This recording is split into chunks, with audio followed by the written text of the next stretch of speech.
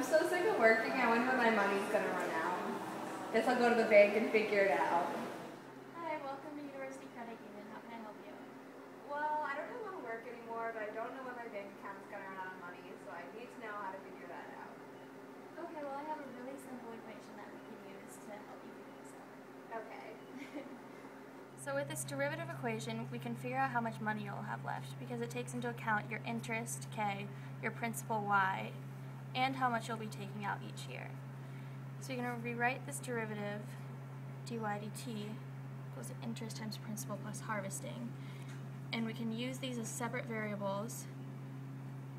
So this equation looks like this. And after taking the integral of both sides, we get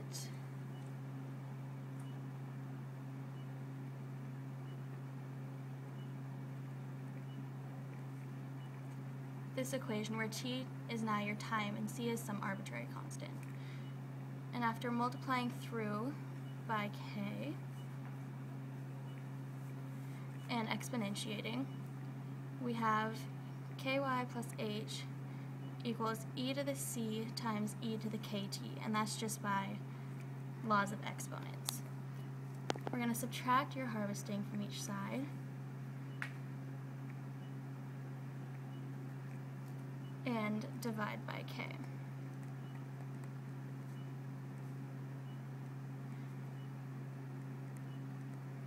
And here we can set e to the c equal to just some variable to simplify this equation. And now from here we can take into account the balance on your account and the interest you're earning, plus how much you're going to be withdrawing each year. And we can figure out how long your money will last. Okay, so using this equation, if my interest rate is 7%, my K will be 0.07, and then my H is what I'm withdrawing, so that will be negative 5,000 because I withdraw around 5,000 a year. That means my Y of 0 is 50,000 because that's what my bank has now. So then filling that in, we put that to 1 over my interest rate.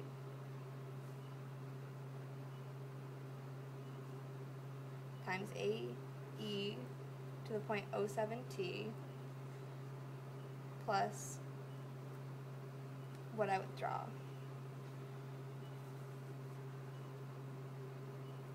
Simplifying this, we get 3,500. E to the 0 turns into 1, so we just have A plus 5,000, which means A is equal to negative 1,500. Filling that back in, we get Y of t equals 1 over my interest rate times 5,000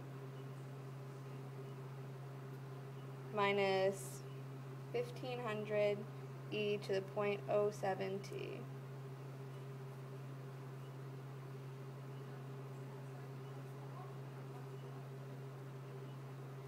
And then simplifying from there,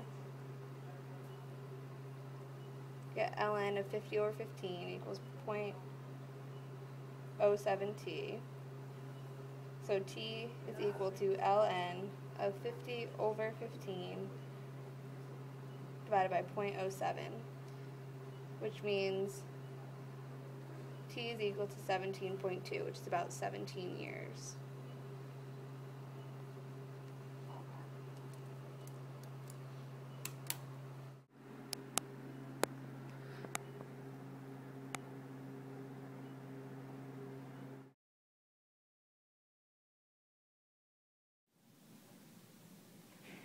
I'm totally gonna fail this final.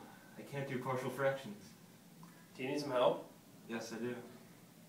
So we can rewrite this integral as a sum of fractions in the form a over x minus 1 plus b over x plus 1 and c over x plus 1 squared. So when we're solving for these numerators, we want to clear all the denominators, so you're going to have a multiplied by x plus 1 squared plus b multiplied by x minus 1 and x plus 1, and c multiplied by just x minus 1. Then we're going to solve this. So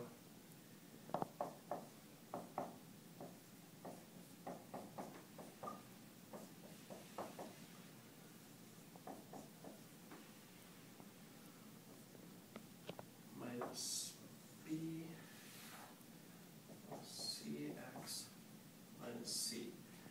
Okay, so now that we've expanded this, we are going to set all the x squared terms equivalent to the numerator x squared in the integral. So we're going to have ax squared plus, so we're going to have these two, plus bx squared is equal to this term right here, which is x squared. And then we're going to continue like that for x. So we're going to have 2ax plus cx is equal to 11x. And then our final term is going to be equal to 0 because there's no number value. So we're going to have a plus,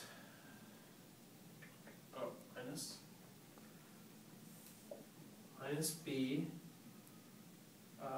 minus c is equal to 0.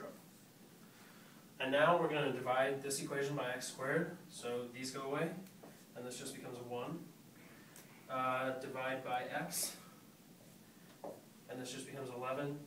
2a plus c equals 11, and this one we're just going to leave like this. Okay, so now that you know that this equals this expression, you can plug it back into your main expression,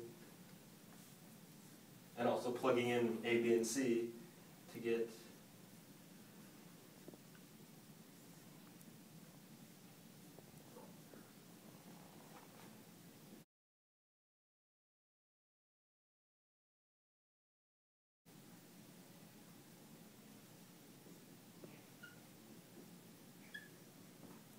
three separate integrals. So when you integrate all three of them, you should get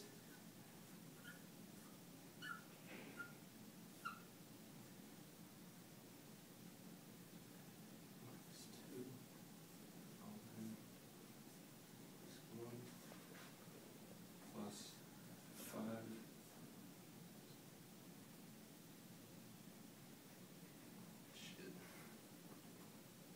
5 times negative x plus 1, negative first. I wrote this term really bad.